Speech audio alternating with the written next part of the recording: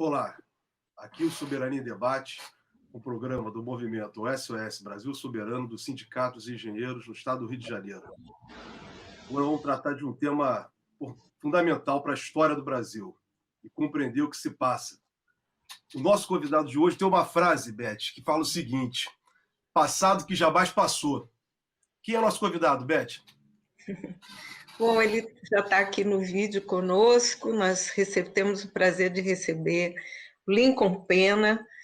Obrigada, Lincoln, historiador, um historiador dos mais importantes, eu acho, para mim, da história brasileira, que tem uma carreira profissional desenvolvida desde os anos 60, né, Lincoln, com passagem pela Universidade de Toulouse e com uma contribuição para o pensamento histórico brasileiro na Universidade Federal do Jornalismo, formou gerações e gerações de pesquisadores e historiadores. Ele é autor de vários livros, entre eles República e Insurgências, Lutas de Classes na Cidade e no Campo, que foi tema de uma outra entrevista aqui no Soberania em Debate, ano passado, muito, muito interessante e muito profundo o debate. Então, professor, muito obrigada por ter atendido ao nosso convite. Eu que agradeço o convite e retornar mais uma vez a esse encontro com vocês, né? E dar também um alô a todos os que estão nos acompanhando e vamos debater essa questão que hoje é tema da nossa conversa.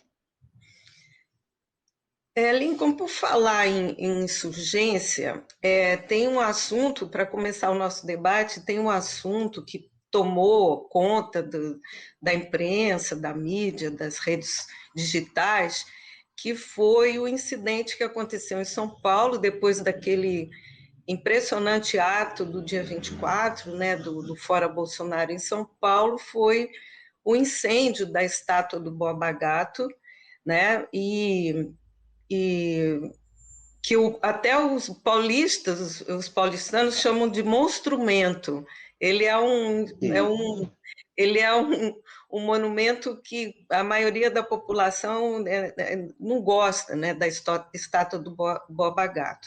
Então, o autor desse protesto, né, do incêndio, é uma liderança do movimento dos trabalhadores de aplicativo que acabou sendo preso com a mulher quando ele foi se apresentar espontaneamente para prestar depoimento numa delegacia da Polícia Civil. Mas, ao chegar, antes de entrar para o depoimento, ele fez uma declaração, ele deu a seguinte declaração, eu vou pedir para o Felipe colocar aqui para a gente assistir um vídeo bem pequenininho.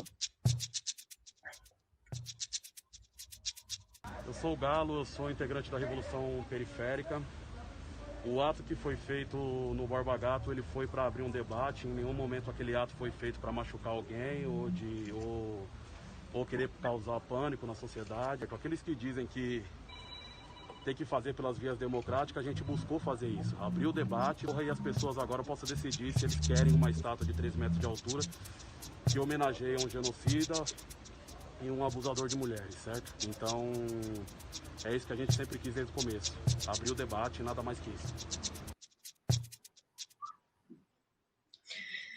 Então, abriu o debate. Então, para abrir esse debate, nós gostaríamos de saber, então, qual é a sua interpretação sobre esse incidente? Olha, eu achei muito interessante essa denominação do Galo de revolução periférica, porque, na verdade, o Brasil abriga uma enorme periferia, que é constituída exatamente das pessoas que estão excluídas dos bens fundamentais de existência, moradia, de trabalho, de dignidade. Então, a denominação não poderia ser mais apropriada, né? Com relação ao episódio em si, é mais uma manifestação de insurgência dentro de tantas outras que têm caracterizado a história cruenta brasileira, ao contrário dos livros didáticos, da historiografia, que sempre exaltaram a chamada história incruenta, quer dizer, o povo pacífico, ordeiro, né? Sempre cumprindo as determinações das autoridades, etc., nós temos, na verdade, uma sociedade das mais violentas, cruéis e praticando, consequentemente, cada vez mais toda forma de truculência e qualquer ato de resistência ou de insatisfação que seja é respondida com mais violência e mais repressão. Eu agora estou concluindo um livro sobre a história dos golpes no Brasil, que é uma outra faceta institucional dessa mesma história. Quer dizer, toda e qualquer possibilidade de ascensão dos setores vulneráveis, excluídos, tem sido objeto de não só de mais violência, mas também de regimes que tentam restringir ainda mais as liberdades de expressão e de manifestação. Eu lembrei, nesse pequeno artigo que escrevi, que a nossa Constituição de 1988 ela faculta ao indivíduo a ação direta. Quer dizer, é claro que é uma democracia representativa, mas isso não impede que as pessoas se manifestem diretamente diante de situações que lhes constrangem.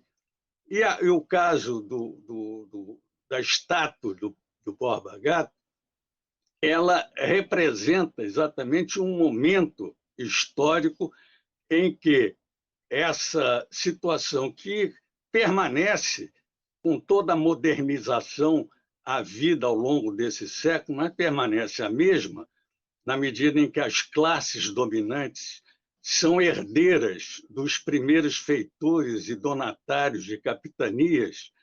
Portanto, foi no embrião da ocupação, e em momento algum chegou a ser uma colonização, que se fez o Brasil através dos donos da terra. Esses mesmos donos da terra que ampliaram o seu poder através da expansão dos latifúndios, quer dizer, terras improdutivas, e que tem formado a base de sustentação das oligarquias no poder. Nós vivemos um país em que o século XVI está muito mais presente, sob certos aspectos, que o século XX, não é? Sobretudo quando nós temos, no momento, um governo que tem verdadeira aversão à ciência, à cultura, à educação, não é? E a tudo que represente um processo de avanço das relações sociais, da conquista de novos horizontes para o povo. De modo que, para não tomar muito tempo em relação a essa primeira pergunta, eu faria essa breve introdução. Lincoln, é muito bom isso que você colocou, porque realmente se resgatar, né, a história, né, principalmente essa questão da colonização do Brasil. Você até fala que o Brasil não é colonizado. Depois até gostaria que você explicasse isso para a gente, porque eu acho que é um prosseguimento. Mas eu queria colocar para você agora, tá? Exatamente, o título do nosso programa é Símbolos Nacionais, a história que queremos contar. Quero falar agora um pouco de livro didático, de formação de estudantes, da juventude brasileira, né? Eu me recordo, Lincoln, que um tempo atrás, eu num congresso da Unesco, conversando com uma professora mexicana, ela me dizia que no México eles tinham uma grande preocupação, né, que os livros didáticos eram todos eles baseados, né, na história espanhola do colonizador e, como você acabou de falar agora, da classe dominante caudilha mexicana. Então, com referência ao México, exatamente. Então, no caso do Brasil, como é que fica essa coisa, Lincoln, nos nossos livros de história, né, que entregamos para a juventude estudar? Qual a influência da classe dominante nesse papel, né, no controle e tentar impor as suas ideias sobre a gente? Olha, você está tocando numa questão que é muito importante, porque a memória, a memória nacional, ela passa pela reconstituição, ou pelo resgate de um passado. E o passado costuma ser cultivado por quem detém o poder. Quer dizer, quem constrói o passado constrói uma narrativa cujo objetivo é exatamente reproduzir a sociedade tal como ela está constituída, de modo que todas as manifestações que atingem, ainda que perifericamente, algum tipo de representação do poder é vista como uma insubordinação. Assim foram as revoltas, as insurreições, os movimentos de contestação, os quilombolas, os diversos quilombos que foram constituídos no Brasil, todos foram vistos sempre como uma atitude hostil, né? Hoje se usa mais frequentemente o termo de vândalos, não, vandalismo. Outro dia mesmo, acho que foi ontem, o editorial do Globo acusou o Galo e os que participaram da queima da estátua do Borba Gato de vândalos, né? Tentando exatamente demonstrar que há canais legais para se discutir essa questão.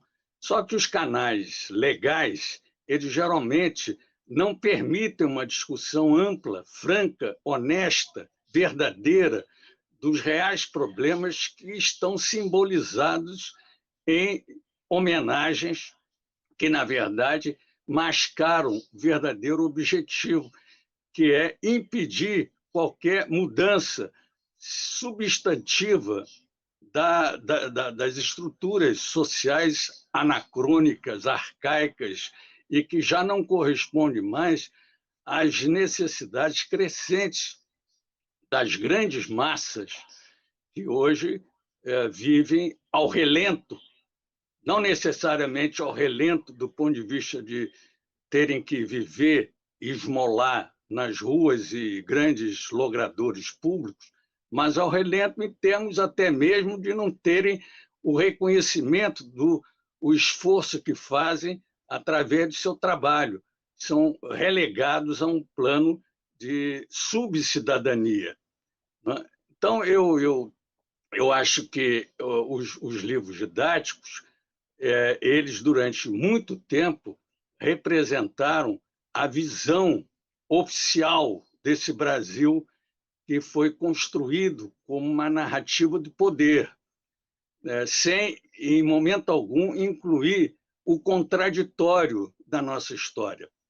As lutas de classes que são permanentemente esquecidas, omitidas, ignoradas em muitos relatos dessa literatura didática. Agora, tem uma outra questão, que é o controle, por isso mesmo, da edição desses manuais.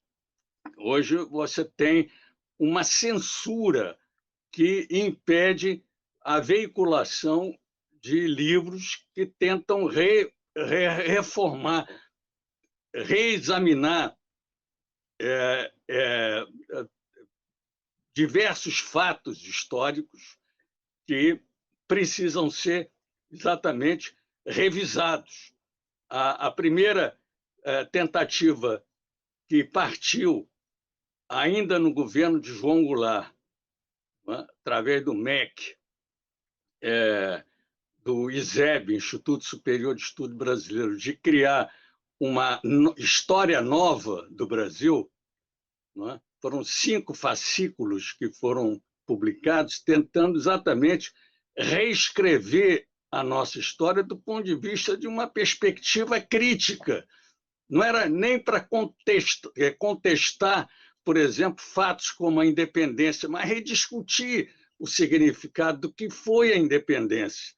Aliás, ano que vem nós estaremos no bicentenário da independência. É um momento importante porque será um momento também eleitoral para que a gente discuta não apenas nomes e candidatos, mas projetos para um país que há 200 anos não consegue criar um futuro para as gerações que estão a viver ainda num passado colonial ou neocolonial.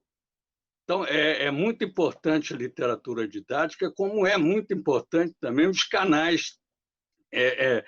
Se não fossem as redes sociais, como o SOS Brasil Soberano e tantas outras manifestações nesse sentido, e nós teríamos uma verdadeira ditadura da comunicação que impediria que nós pudéssemos fazer o que estamos fazendo, por exemplo, agora, um debate, né, expressando uma opinião. Mesmo quando agora eu escrevi esse artigo, eu recebi diversos comentários, muitos deles favoráveis e outros críticos, né, achando que nós tínhamos questões mais importantes, como a pandemia, por exemplo, por que tratar do Borba Gato, que já morreu há 300 anos. Quer dizer, as pessoas ainda levantam questões como quem diz, o passado passou. Na verdade, o passado está entre nós. Enquanto a gente não entender que nós temos esse contencioso enorme, né, esse entulho que nos impede de obter verdadeiramente a nossa soberania nacional, como disse o Jorge, para ser nacional tem que ser popular, do contrário, e isso daí era uma frase que o Nelson Werneck Sodré sempre insistia muito, né? Para ser uma soberania nacional, ela tem que ser popular, porque, do contrário, o nacional, às vezes, pode ser um nacional fascista, né? Como foi o nacionalismo de Mussolini e de Hitler. Então, eu acho que tudo isso tem que ser rediscutido. E é bom que esse episódio tenha acontecido em São Paulo, porque ele vai promover, instigar e aprofundar um debate, porque democracia é isso, é você exercitar o direito, contestar e também de se manifestar, mesmo que essas manifestações sejam, digamos assim, contrárias aos interesses de quem detém os mecanismos de poder, tanto o poder das instituições como o poder da veiculação da informação, né? Então, eu acho que o próximo ano será um ano muito especial, não só por causa da efeméride, por causa das eleições, é porque o Brasil já está, boa parte da opinião pública, eu acho que já está cansada diante da imperícia e, sobretudo, de um projeto regressista que está se impondo e precisa ser barrado, porque, do contrário, nós vamos ter problemas muito mais agudos e sérios.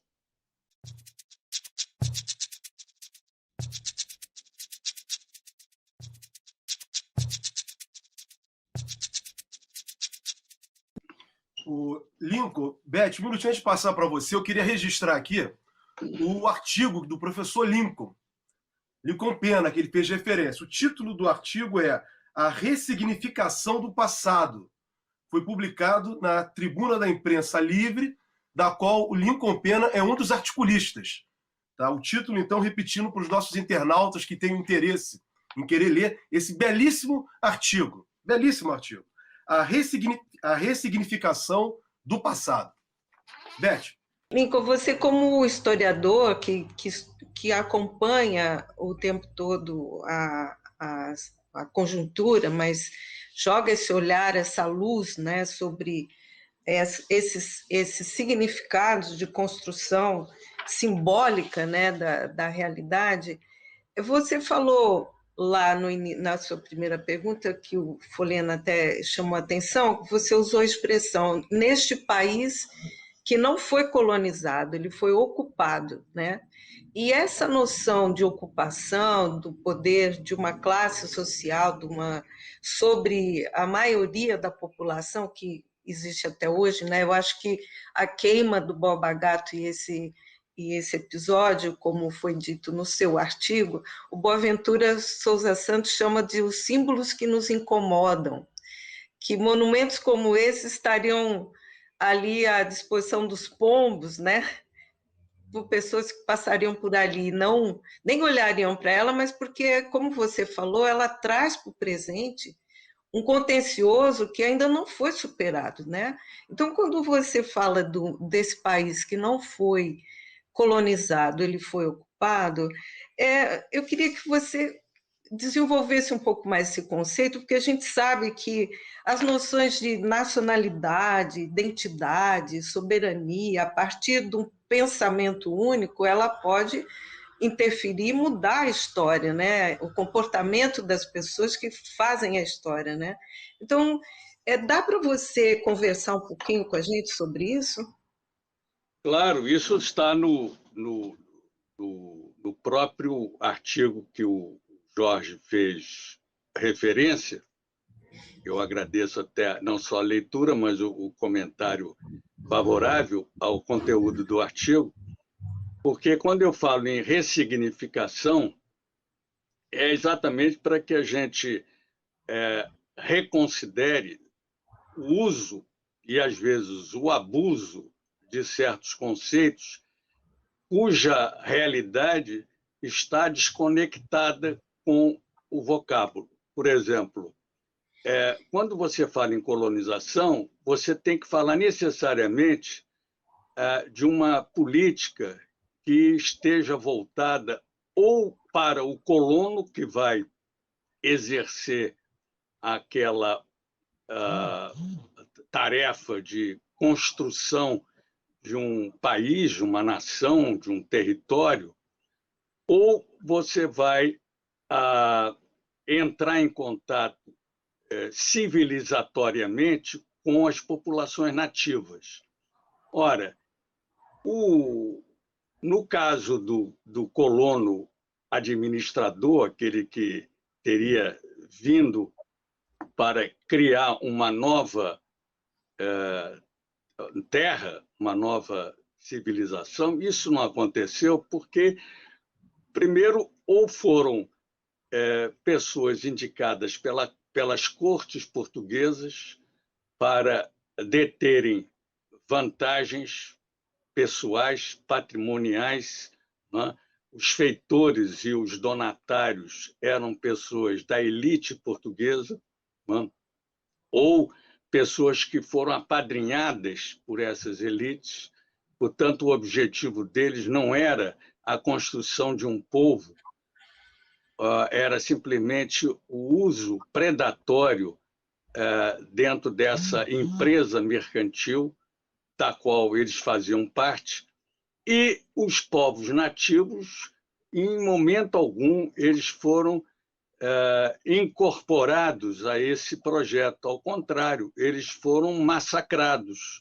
As populações chamadas indígenas, formada por inúmeras tribos, que boa parte delas estavam habitando o litoral brasileiro, foram não só empurradas para o interior, como, evidentemente, dos milhões que haviam aqui, esse número é muito contestado, mas, no mínimo, pelo menos 5 milhões de populações indígenas viviam aqui, e hoje, passado 4 séculos, nós temos mais de quase 5 séculos, nós temos uma população que não chega a 1 milhão de indígenas, né? Isso sem falar, evidentemente, dos africanos, dos negros africanos que vieram como força de trabalho escrava. Então, não houve colonização no sentido do próprio conceito de colonizar um território.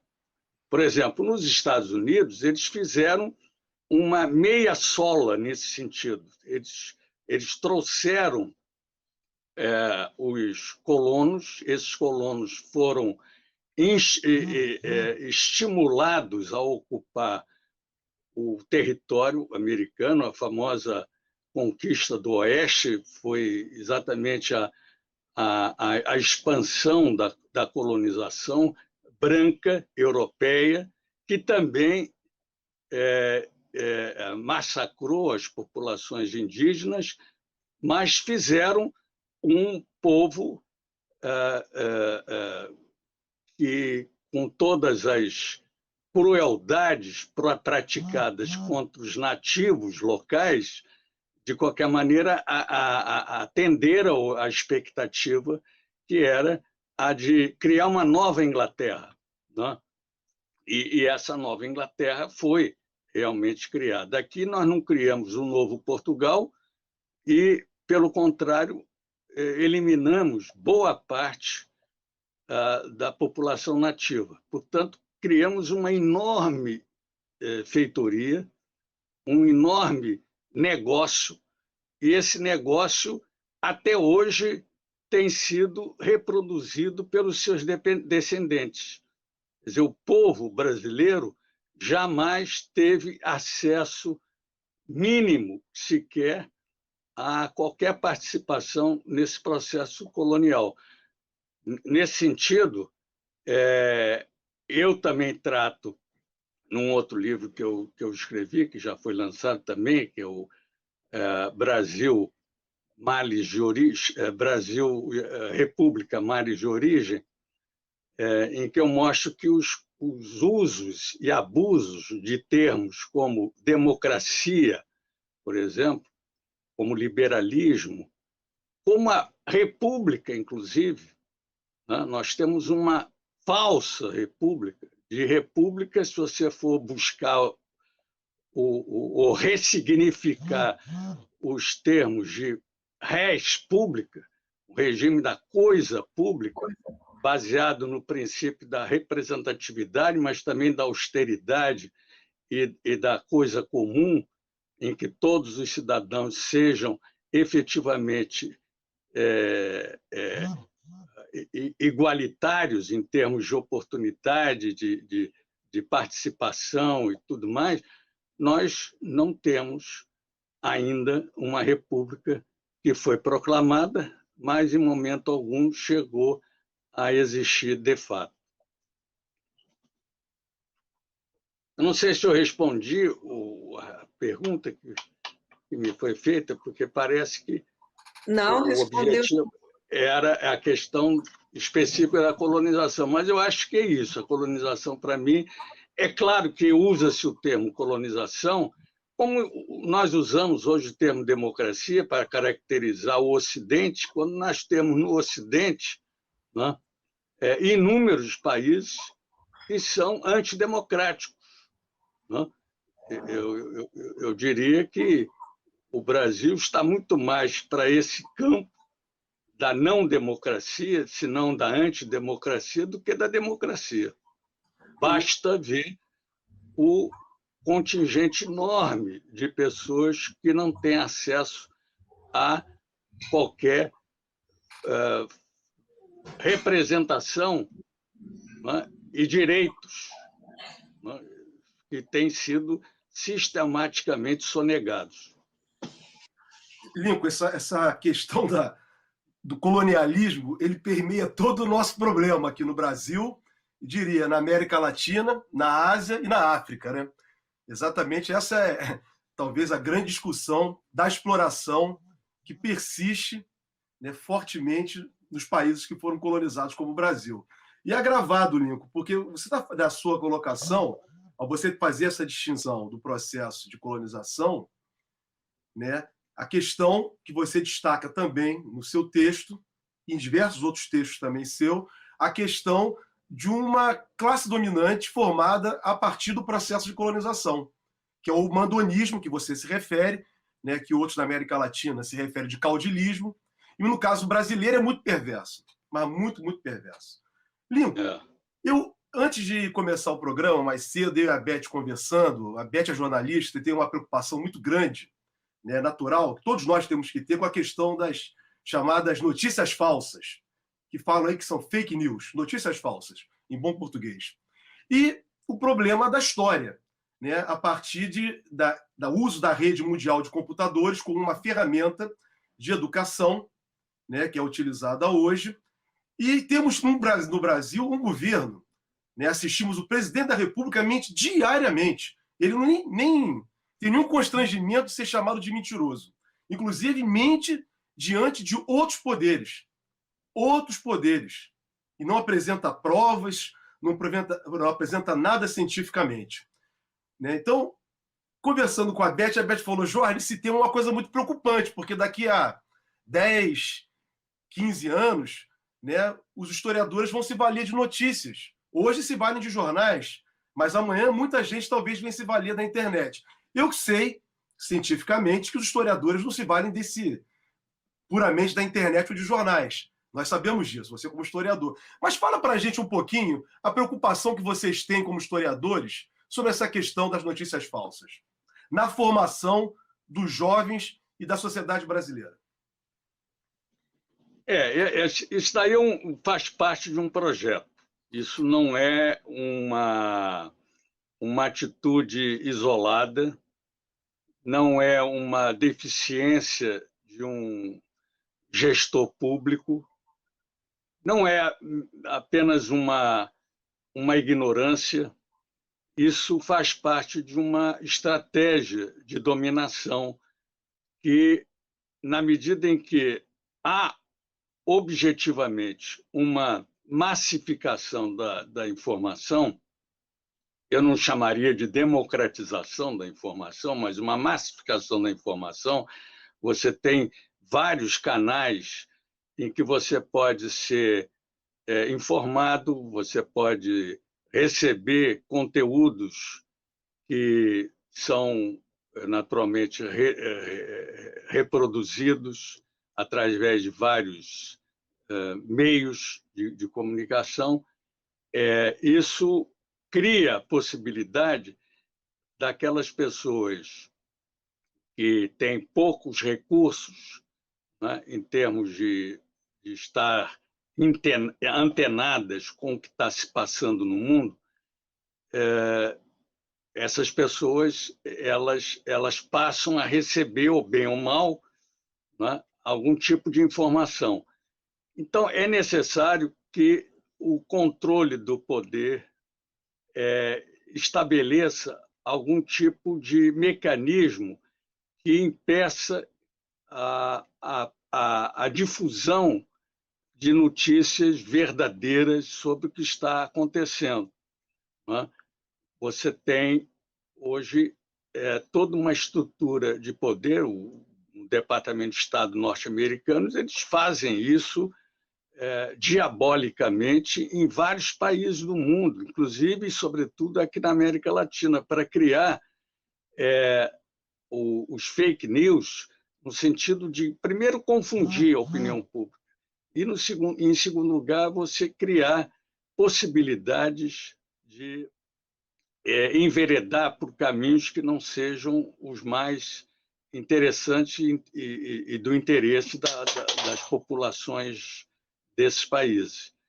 Então, eu acho que é um problema seríssimo que a gente vai ter que enfrentar, porque isso faz parte de uma defesa da nossa soberania, impedir que essas coisas venham de maneira tão violentamente, em grande quantidade, e que a gente perca completamente o controle da informação. houve no passado recente uma tentativa de reduzir um pouco o poder desses mecanismos de comunicação, mas foi interpretado como se fosse uma censura do Estado em relação aos órgãos da imprensa, etc. E tal. Os grandes jornais do país reagiram muito àquele projeto do Franklin Martins, né?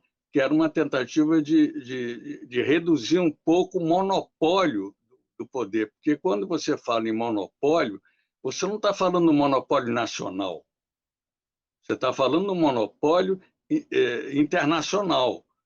Lembrem-se que uma das primeiras preocupações dos golpistas de 1964 foi facilitar o convênio da Globo com a Time Life.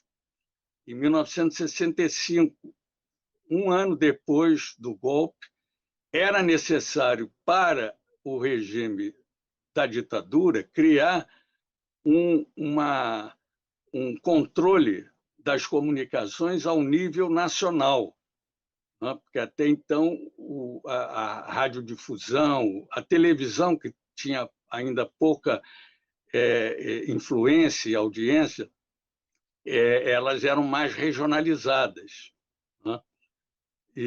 Então era necessário um instrumento que pudesse direcionar todo o conjunto da comunicação, não só a comunicação governamental, mas também as agências que tinham, de certa maneira, compadrio, digamos assim, com os poderes estabelecidos.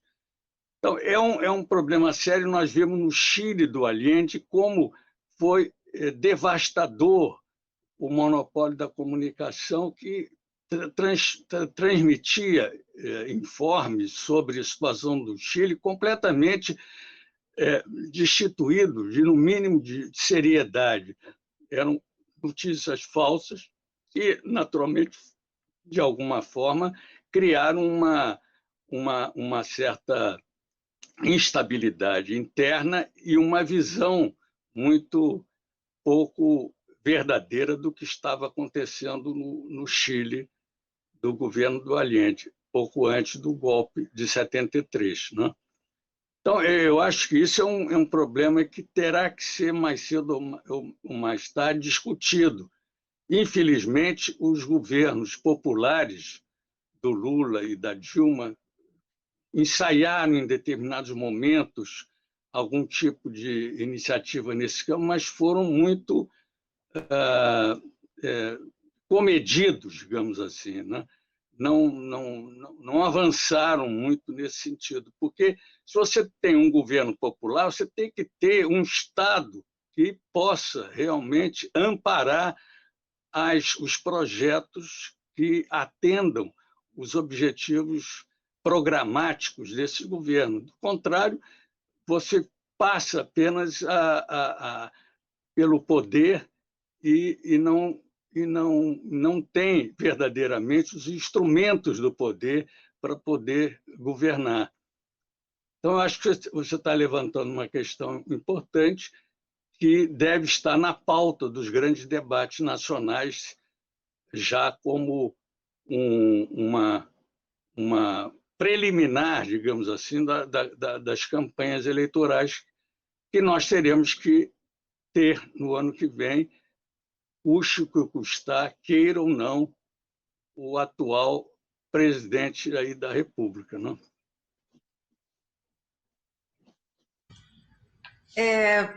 Lincoln, você falou que está escrevendo. Agora nós fizemos um troca-troca aqui, eu e o Folena. Eu vou entrar numa área que eu sei que ele gosta e que é também muito cara aqui para o SENGE, para o debate deste programa especificamente de soberania em debate. É a questão você está escrevendo um livro sobre os golpes no Brasil e se fala muito sobre a possibilidade se vai haver um golpe, se os militares continuam tutelando o governo, se é o governo que conduz os militares. Você acha que existe alguma chance, na atualidade, de haver um outro golpe com a ajuda dos militares e dessa nova composição dos partidos do Centrão, que agora se encastelam dentro do Palácio do Planalto?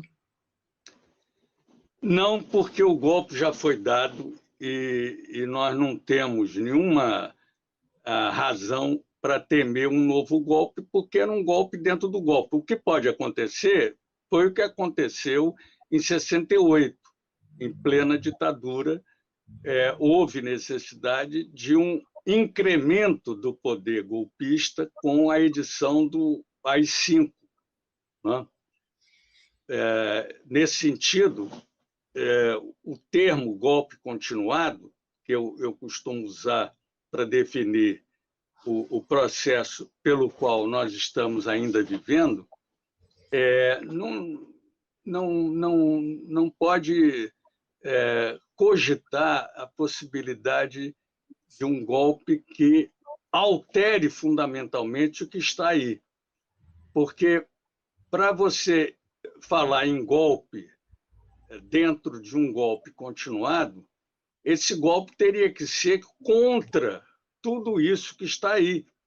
Seria, digamos assim, um golpe progressista. Aliás, esse termo ele vem de Gramsci, que define o cesarismo progressista e o cesarismo regressista. Quer dizer, você teve aqui, inclusive na América Latina, golpes que foram progressistas. Né? Na Bolívia, por exemplo, do governo do Alvarado, por exemplo, foi um golpe. Do próprio Extensoro, foram golpes progressistas. O governo do Extensoro, por exemplo, fez a maior reforma agrária da América Latina, reconhecida na época até pelo Fidel Castro, né? Que teria sido a reforma agrária mais radical. Né? Então, nós tivemos momentos em que esses golpes não atenderam exclusivamente aos setores dominantes, né? Aos terratenientes, né, da América Latina. Eles foram golpes que revisaram, ainda que parcialmente, estruturas que vinham desde o tempo colonial. Então, eu acho que nós tivemos uma república golpista. Ela começou com um golpe. Ela continuou com vários outros golpes, alguns mascarados, outros que se manifestaram institucionalmente através de regimes de força.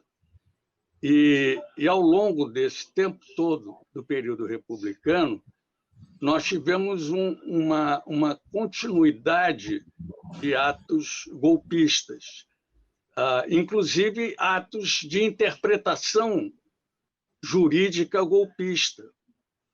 Né? Eu, por exemplo, dou dois exemplos, um deles do período dos primeiros governos militares, quando Deodoro foi instado a deixar o poder, antes de completar a metade do seu governo, teria que ser convocado novas eleições. Né? A Floriano assumiu e permaneceu no poder.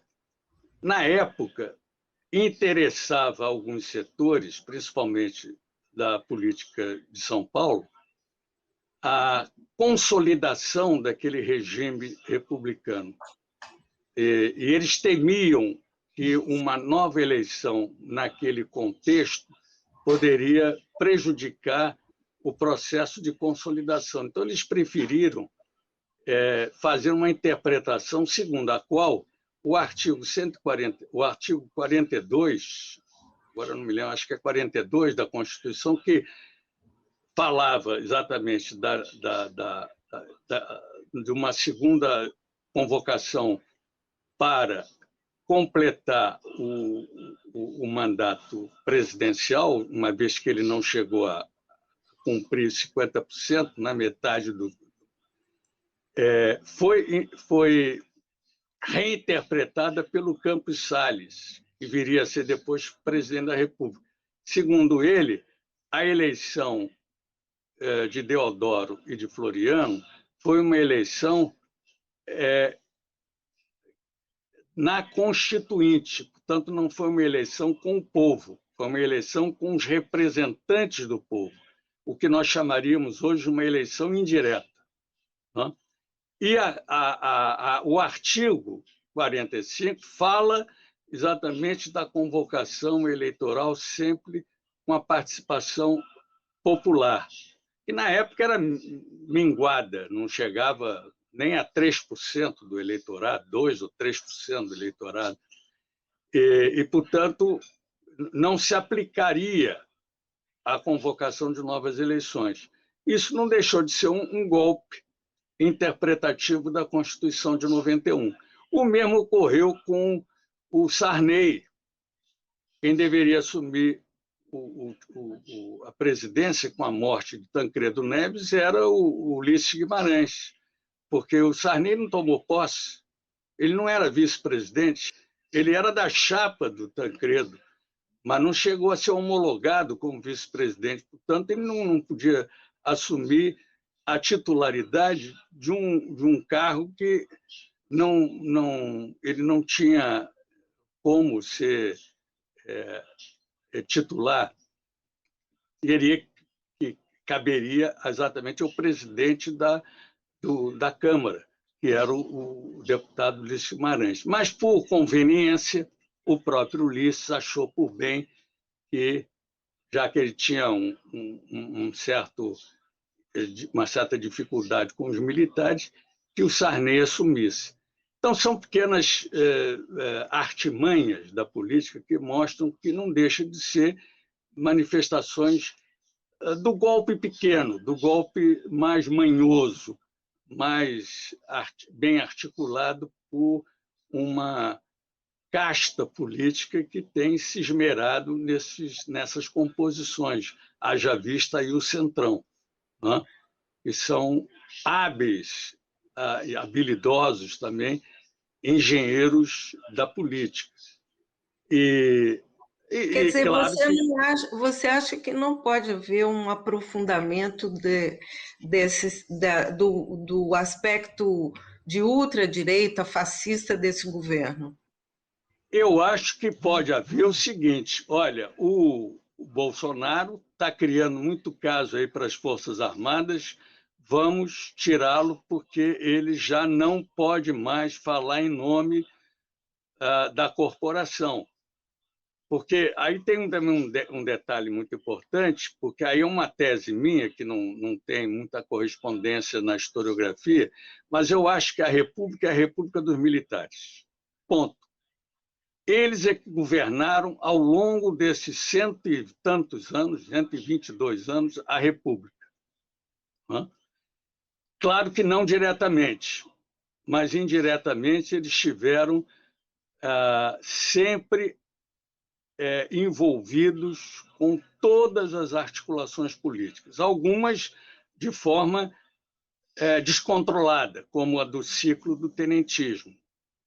A alta cúpula não chegou a se embrenhar no movimento tenentista, mas a média oficialidade, a baixa oficialidade, ela acabou assumindo o protagonismo que originalmente sempre foi o protagonismo dos militares, desde a época da escola militar, que incendiou os últimos anos do Império e proporcionou exatamente o movimento republicano, que, segundo a Aristides Lobo, numa primeira avaliação da chamada Proclamação da República, disse: o ato foi dos militares e assim será sempre dos militares. E ele fez um uma previsão que acaba a gente tendo que concordar, porque se nós formos rastrear todo o processo republicano até hoje, os militares tiveram sempre um papel, se não decisivo, pelo menos coadjuvante em muitos momentos da nossa história. Então, o golpe sem militar é impossível. E com os militares, só se algum titular que esteja sob o seu comando, né, porque o presidente, inconstitucionalmente, ele é o comandante em chefe das Forças Armadas, só se esse comandante em chefe das Forças Armadas, por alguma razão, né, não merecer mais a confiança dos seus, digamos, subordinados. Nesse caso, é possível. Quer dizer, o Bolsonaro está num momento em que ele está completamente cercado por todo tipo de pressão, desde as pressões internas, inclusive também dos grupos que com ele ascenderam ao poder. Não pense que esse governo é monolítico, ele é um governo completamente desestruturado atualmente, né? E nesse caso aí é realmente um perigo sério, porque a gente não sabe para onde vai o carro. E internacionalmente ele é o líder nacional mais contestado no mundo inteiro. Não só contestado formalmente, politicamente, mas execrado pelas atitudes que ele tomou ao longo desse tempo em que ele está à frente do governo. Então, um golpe hoje, eu acho que dentro da lógica dos golpes na República, ele eu não diria impraticável, mas ele obedeceria uma outra manifestação que não aquela que vem normalmente se dando ao longo desses anos todos de República. Nós já estamos terminando aqui o nosso programa, já estamos no nosso tempo, mas a gente sempre termina o nosso programa com uma mensagem para o futuro, né? Falando em uso da simbologia, de construção da nacionalidade, da nossa soberania. Qual é o recado que você deixaria aqui para essa militância que voltou para a rua e que está num momento de ascensão, de organização, em protestos que crescem? Se não crescem em quantidade de pessoas na rua, do outro para esse último agora, cresceu em número de cidades que se incorporaram a essas manifestações. Qual seria o recado que você, como o nosso analista do passado, com olhar para o futuro, deixaria aí para quem está nos assistindo? Olha, eu costumo ser realista, e é claro que um realismo que beira ao otimismo, muito mais do que ao pessimismo. Eu acho que nós estamos vivendo um momento de transição que vai levar muito tempo. Não será para a minha geração, obviamente, será talvez para 2 ou 3 gerações aí futuras, porque há um determinado momento em que o grau de insatisfação, de saturação, de espoliação, ele se introjeta nas pessoas e essas pessoas acabam reproduzindo para os seus descendentes essa insatisfação quando ela é crônica, quando ela já não atende mais minimamente aquela paciência de esperar as melhores oportunidades e tudo mais. Isso tem implicações concretas. Não é? Historicamente, nós tivemos vários momentos em que isso aconteceu em outros países. Eu não acredito que o povo brasileiro seja tão indiferente à sua sorte. ele vai produzir formas alternativas de participação. Aliás, já está acontecendo. O episódio aí do Galo, lá no estado de Borba Gato, é bem significativo, uma liderança que surge aparentemente do nada, mas surge de um estado de opressão. A opressão, ao contrário do que muita gente pensa, não leva necessariamente à resignação, leva à revolta.